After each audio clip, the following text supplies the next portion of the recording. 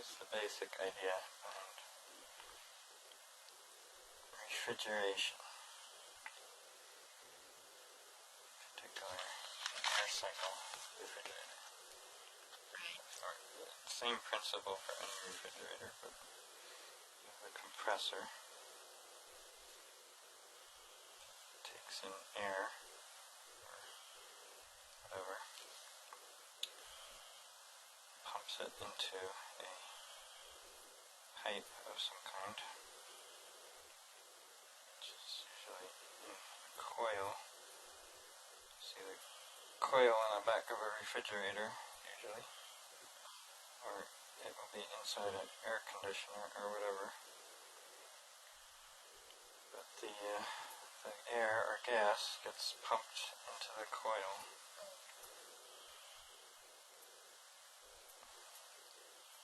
And the coil ends in some sort of valve that sometimes the pipe is just pinched off very narrow. Like a check valve?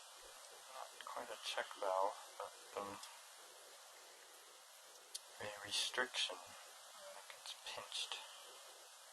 Is it a pinch valve? It's either a pinch valve or you could have a valve that has an actual like screw handle that tightens down to close off the opening almost all the way.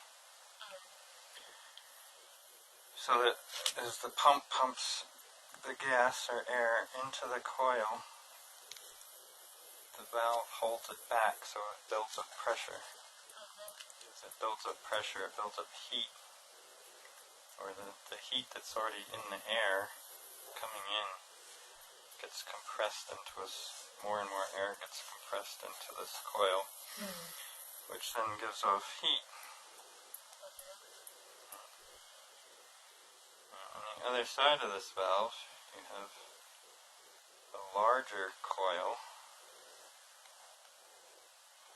which is a bigger, fatter tube that allows... Looks like an intestine. Kind of. Now what happens when the compressed gas was squeezed into this coil and gave up a lot of heat. Heat goes out. Yep. Bye-bye. The heat goes out of the coil, out of the gas that's compressed in the coil. Now when it's released, the gas re-expands to its original volume. It's got more room to basically decompress. It tries to get back the heat that it lost. So the heat always travels from a warmer area to a colder area. So this pipe then gets extremely cold. On your refrigerator, this would be your... Hang on, what? Why? Why what?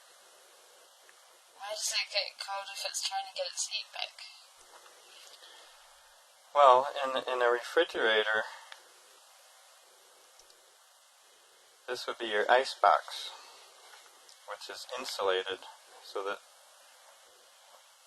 although the gas in the tube is trying to get heat back because it's insulated all around, the heat can't get through the insulation.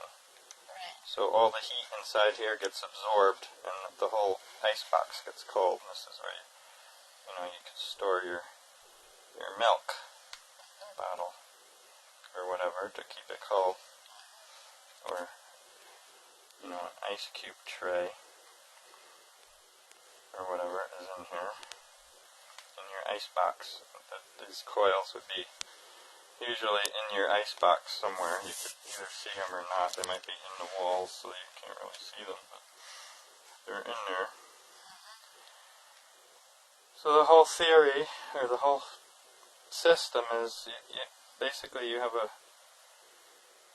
a pinch in the coil that holds the air back so it gets compressed, gives off heat. When it gets released, it tries to absorb heat, which makes another word for that is it's very cold. Okay. I don't think that's another word for it. Well, the gas that goes in gets compressed. It throws off a lot of heat. Sometimes usually they'll have a fan or something here to blow air through the coil to make it give off heat faster. So the air in here gets hot. The gas or whatever, freon, whatever fluid is being compressed, gets really hot. The heat is lost, so by the time the air gets to the end of the coil, it's back to room temperature. Say it's lost 500 degrees of heat, just as a way of putting it. When it gets released into here, it's trying to get back that 500 degrees of heat that it lost. Which why?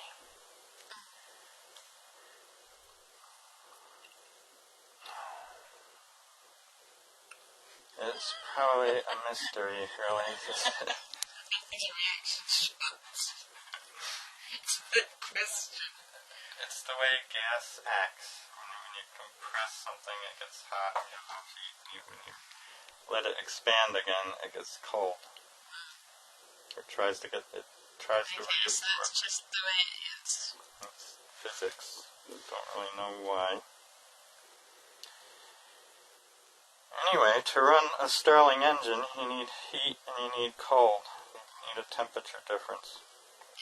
So if you have a Stirling engine that you can somehow sandwich between these hot coils and the cold coils in here, you have a temperature difference which will run an engine, which will drive a shaft, which could drive a compressor, theoretically.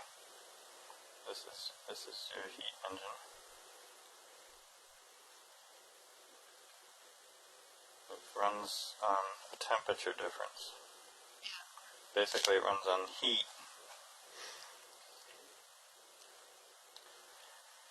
Which is, there's a displacer in here which causes air to go back and forth, which as the air heats up on this side, it expands. As it goes back to this side, it contracts, which drives the piston in and out from that expansion and contraction, which can drive some sort of pulley or flywheel, which in turn could be linked to the compressor.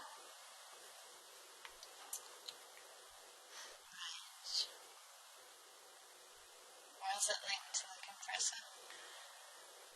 Well, then basically the engine is running on heat.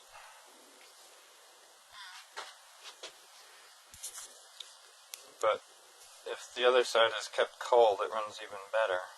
Yeah. So you could think of it as